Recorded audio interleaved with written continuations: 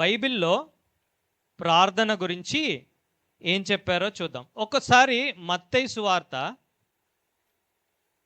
6వ అధ్యాయాన్ని తీస్తారా? మత్తయి సువార్త 6వ అధ్యాయము 5, 6, 7, 8, 9 వచనాలు చదువుదాం. వాళ్ళు ఒక ఫ్రేజ్ అనంటే ఒక వాక్యం సారికి మనకి వినపడుతూ ఉంది. ఆ వాక్యం ఏంటి? పదం కాదు, వాక్యం అంటే కొన్ని పదాల కలయిక. మీరు ప్రార్థన చేయనప్పుడు, మీరు ప్రార్థన చేయనప్పుడు, మీరు ప్రార్థన చేయనప్పుడు, మీరు ప్రార్థన చేయనప్పుడు. అవునా? ఓకేనా? ఇంకో వచనం చూద్దాం. లూకా సువార్త 11వ అధ్యాయము 1వ వచనం. లూకా సువార్త 11వ అధ్యాయము 1వ వచనం.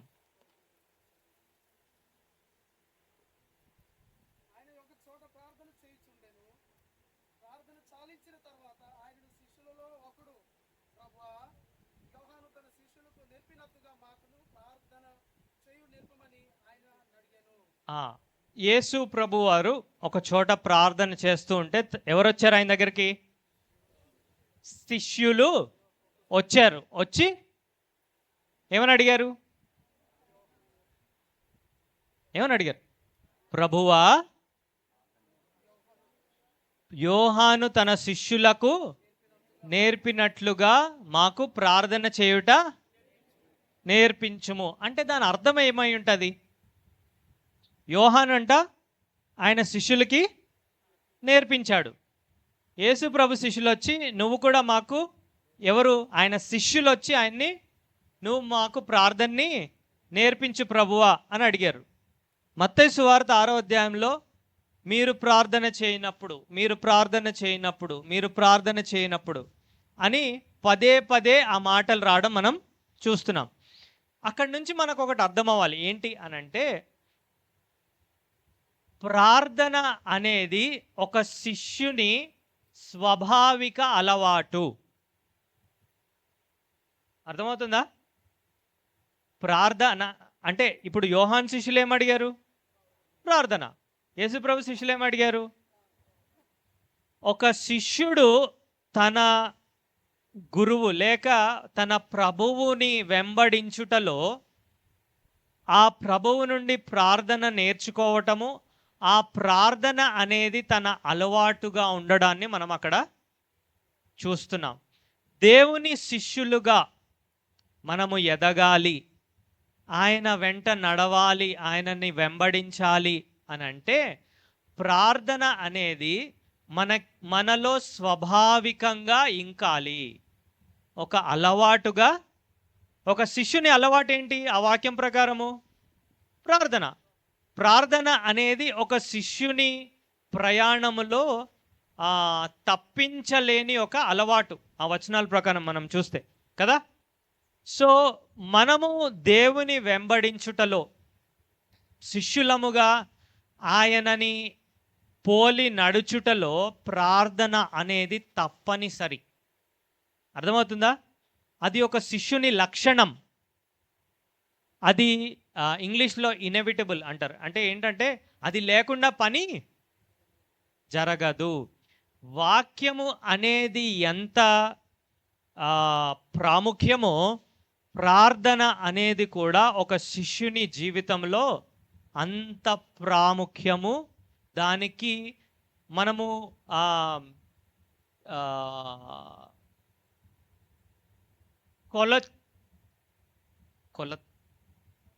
కొలవలేనంత ప్రాముఖ్యత మన జీవితంలో ప్రార్థన కలిగి ఉంది.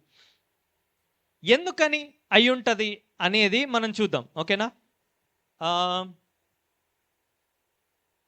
దేవుడు మానవుణ్ణి సృష్టించినప్పుడు ఏం చేశాడు? ఆయన వాక్కుని మానవునికి ఇచ్చాడు కదా. సో దేవునికి మానవునికి సంభాషణ అనేది ప్రారంభమైందా?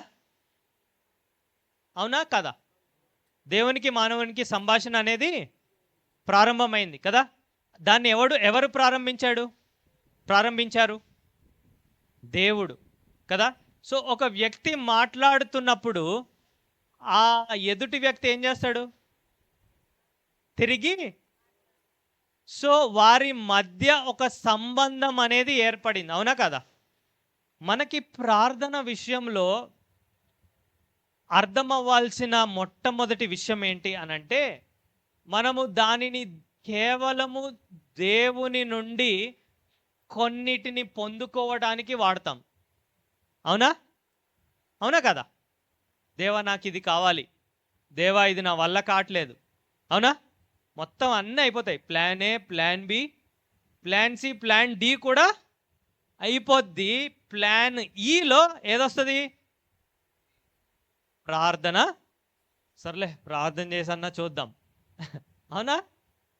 సో ప్రార్థన అనే దాని పట్ల మన విశ్వాసులంగా మన యొక్క నిర్వచనమే తప్పుగా ఉంటుంది. అర్థమైందా? ఒక పిల్లోడు వచ్చి డాడీ నాకు అది కావాలి అని అడిగినట్లు మనము దేవుని దగ్గరికి ఏదైనా మన అవసరత ఉన్నప్పుడే వస్తాం, అవునా. కానీ ఆది కాండములో ఆ మొదటి అధ్యాయాల్లోనే ప్రార్థన గురించిన క్లారిటీ ఏంటి అనంటే, అది దేవునికి చెయ్యి చాపడం కాదు, అర్థమవుతుందా? దేవునితో చెయ్యి కలపడం, అర్థమవుతుందా? దేవుని దగ్గర ఇలా పెట్టడం కాదు. దేవుడు తన చెయ్యిని మనకిచ్చినప్పుడు మన చెయ్యితో దేవుని చెయ్యిని కలపడం, అది ప్రార్థన. అంటే ప్రార్థన అనేది ఒక సంభాషణ, ప్రార్థన అనేది దేవునితో ఒక సంబంధం లేక దేవునితో ఒక బంధం, అర్థమవుతుందా? ప్రార్థన అనేది ఒక అప్లికేషన్ లెటర్ కాదు, ఒక కాన్వర్జేషన్ లెటర్, ఒక సంభాషణతో కూడిన ఉత్తరం. నేను బాగున్నావు, నువ్వు ఎలా ఉన్నావు? అర్థమైందా? నువ్వు ఎలా ఉన్నావు, నేను బాగున్నాను. మీరు ఎప్పుడైనా ఒక ఉత్తరం రాస్తూ ఫస్ట్ లైన్ నాకు ఇది కావాలి అని రాశారనుకోండి, ఎలా ఉంటుంది? చండాలంగా ఉంటుంది, అవునా. సో ప్రార్థనలో మనకి ఆదికాండము మొదటి అధ్యాయము 27, 28, 29 వచనాలు మనం చూసినప్పుడు, దేవుణ్ణి మానవుని సృజించిన వెంటనే దేవుడు చేసిన మొదటి పని ఏంటి అనంటే, ఆ మానవునితో ఒక సంభాషణ అనేది దేవుడు ఆరంభించాడు, అవునా. తర్వాత ఏం చేస్తాడు దేవుడు? చల్లటి పూట దేవుడు ఆ తోటలో వచ్చి నడుస్తూ ఆదాంతో ఏమన్నాడు? ఆదామా ఎక్కడ ఉన్నావు? అదేంటిది? సంభాషణే కదా. సో దేవుడు తను సృజించిన మానవునితో ఒక సంభాషణని ప్రారంభించి ఒక సంబంధాన్ని పుట్టించి దాన్ని కొనసాగిస్తూ ఉన్నప్పుడు మానవుడు దానికి ప్రార్థనలో స్పందిస్తూ ఉంటాడు, అర్థమైందా? దేవుడు మాట్లాడిన దానికి తిరిగి మనం మాట్లాడటము, దేవునితో ముచ్చటించడము, ఒక బంధము, సంబంధమే ప్రార్థన, అర్థమైందా? సో ప్రార్థన అనేది ఇట్లా కాదు. ఎట్లా? మీ పక్కన ఉన్న వాళ్ళతో ఒకసారి చేయగలపండి అందరూ. అది ప్రార్థన, అర్థమైందా? ఇలా పెట్టండి అందరూ, ఇలా పెట్టండి. ఎంత చండాలంగా ఉంది కదా. ఇలా పెట్టినా బాగుండు కదా, ఇచ్చేదిగా ఉన్నా బాగుండు. కానీ మనం దేవునికి ఏమి ఇవ్వలేము. ఆయన ఇచ్చిన జీవితాన్నే మనం ఆయనకి సమర్పించగలం. సో ప్రార్థనలో మనకి అర్థమవ్వాల్సిన ఫస్ట్ పాయింట్ ఏంటి అని అంటే, ఇది కాదు, సంబంధం లేక ఒక బంధం. ఓకే, 2వ అధ్యాయము 7వ వచనం చదువుదామా? ఆదికాండం 2వ అధ్యాయం 7వ వచనం.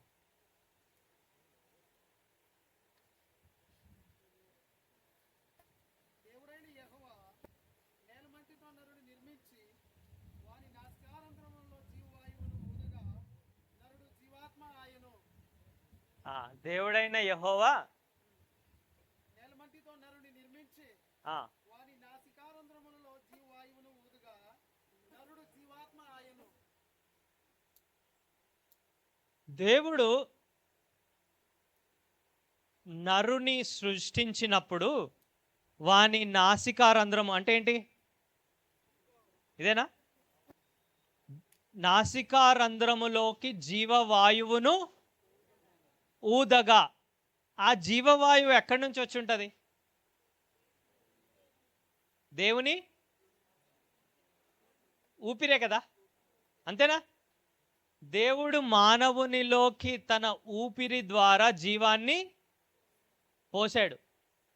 దాని అర్థం ఏంటిది అంటే ఊరికే ఆలోచించండి, జుట్టు పీక్కొద్దు, జస్ట్ బేసిక్గా దేవుని ఊపిరి నుండి మానవుని యొక్క పుట్టుక జరిగింది అంటే దాని అర్థం ఏమై ఉంటుంది?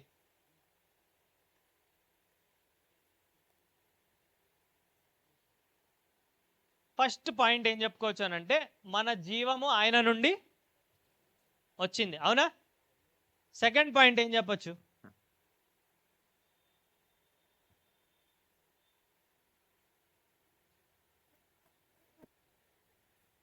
మనం యూజువల్గా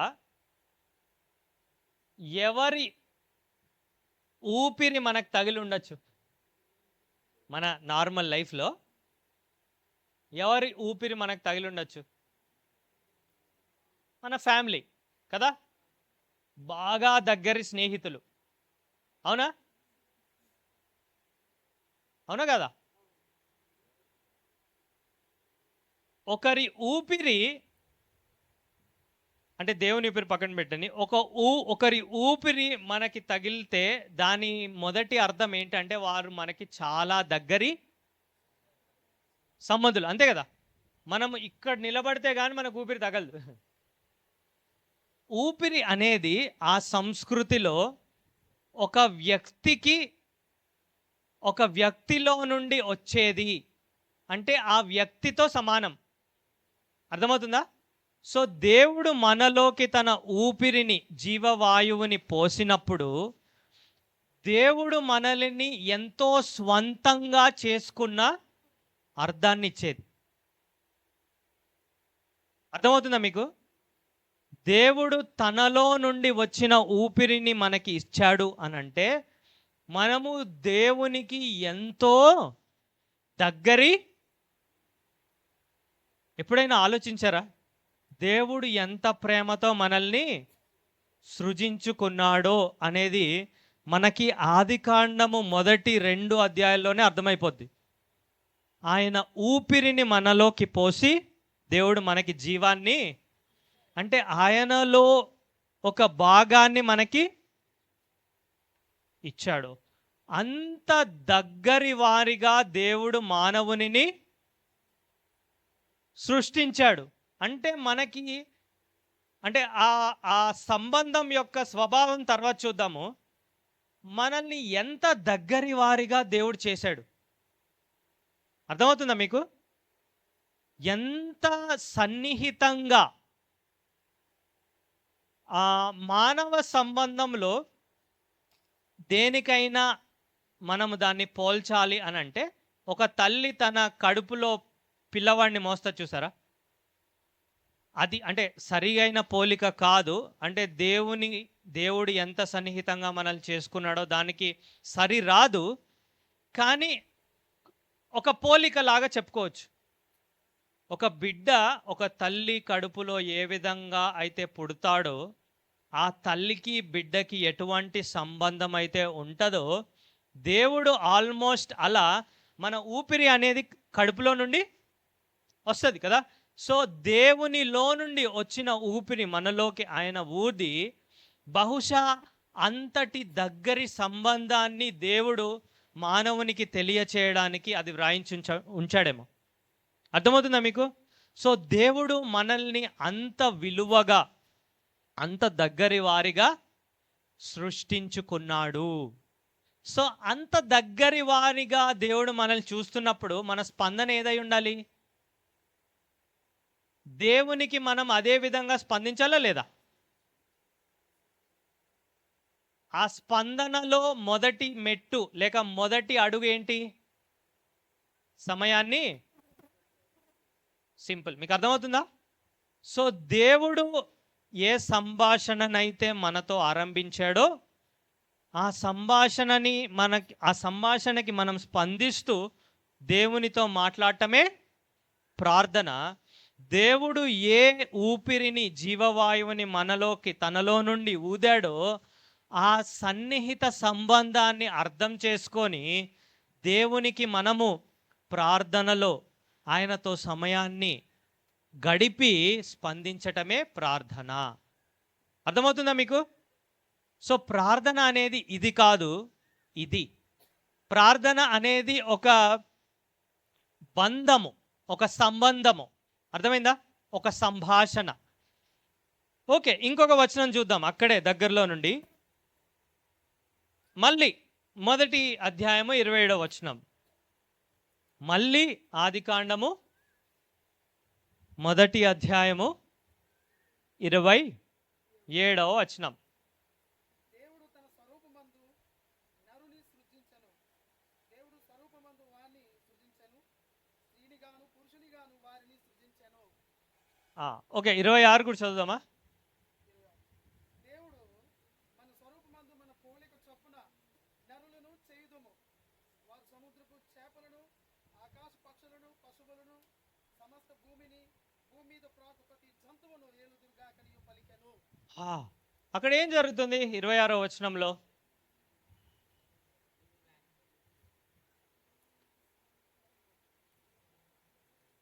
దేవుడు సంభాషిస్తున్నాడు, అవునా? ఎవరితో? త్రిత్వమయున్న దేవుని ఆ దైవములో ఒక సంభాషణ జరుగుతుంది. మన పోలికలో, మళ్ళీ చదవండి. మన పోలిక చొప్పున ఆ, నరులను చేయుదుము. మన పోలిక చెప్పున నరులను. సో అక్కడ రెండు విషయాలు, ఒక సంభాషణ జరుగుతుంది. ఆ సంభాషణ దేని గురించి అని అంటే దేవుని పోలికలో నరుని చేయాలి. సో ఆ తర్వాత ఆయన పోలికలో నరుని సృష్టి అనేది జరిగింది, అవునా? సో దేవుని మధ్య ఉన్న సంబంధము మానవ ఓకే సారీ మనం దేవుని పోలికలో చేయబడ్డాం, అవునా? దేవునిలో ఉన్న ఒక ముఖ్య లక్షణం ఏంటి అనంటే దైవత్వములో, త్రిత్వములో వారి మధ్య ఉన్న బంధము కదా. దేవుడు మనల్ని ప్రేమించే ముందు ఎవరిని ప్రేమించాడు? ఎవరైనా ఉన్నారా ప్రేమించడానికి? త్రిత్వమై ఉన్న దేవుని మధ్య ప్రేమ ఉందా? యోహాను సువార్త 17వ అధ్యాయము తర్వాత చదువుకోండి, ఇప్పుడు వద్దు. ఏ మహిమ, ఏ ప్రేమ, ఆ పదాలు మీరు అక్కడ చదువుతారు. సో త్రిత్వములోనే సంబంధము, ప్రేమ అనేది ఉంది. అయితే దేవునిలాగా దేవుడు మనల్ని చేశాడు. అప్పుడు మనలో ఏముండాలి? దేవుని పోలిక ప్రకారము ప్రేమ, బంధము ఉండాలి.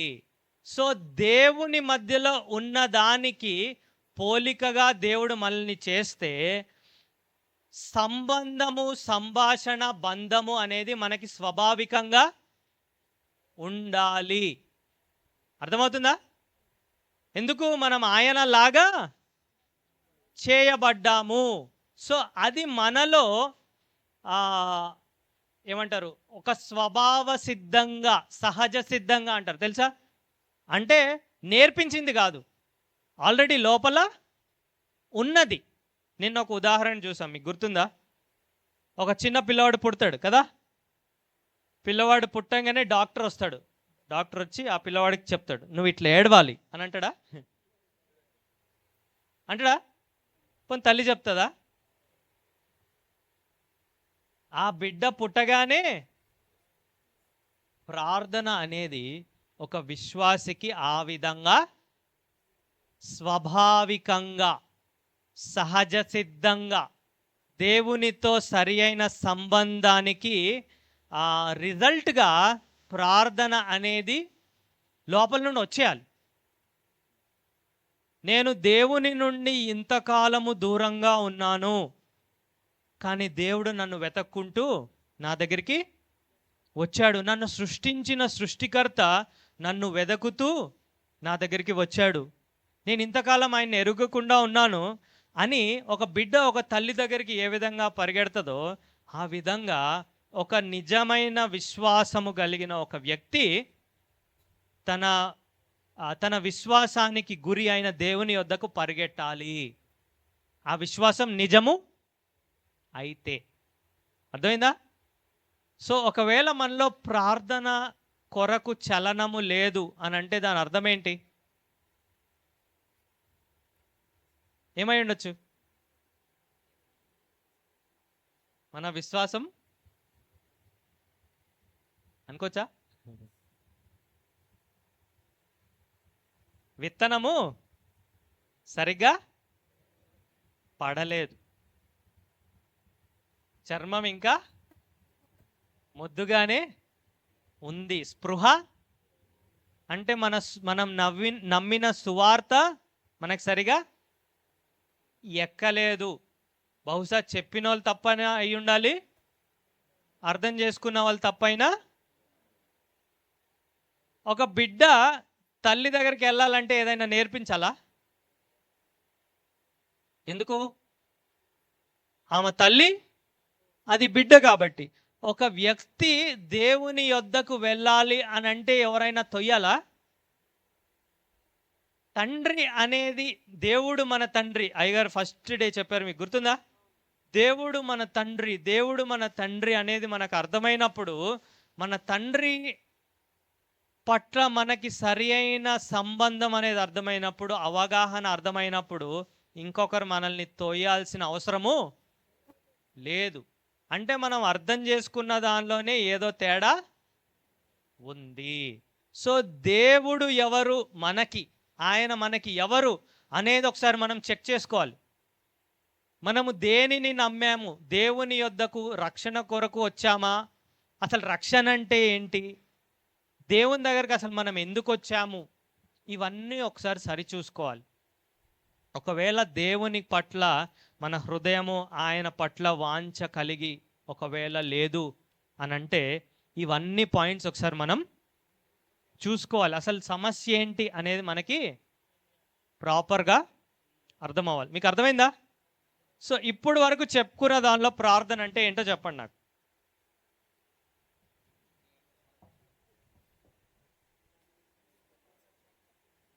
ప్రార్థన అంటే చెప్పండి. దేవునితో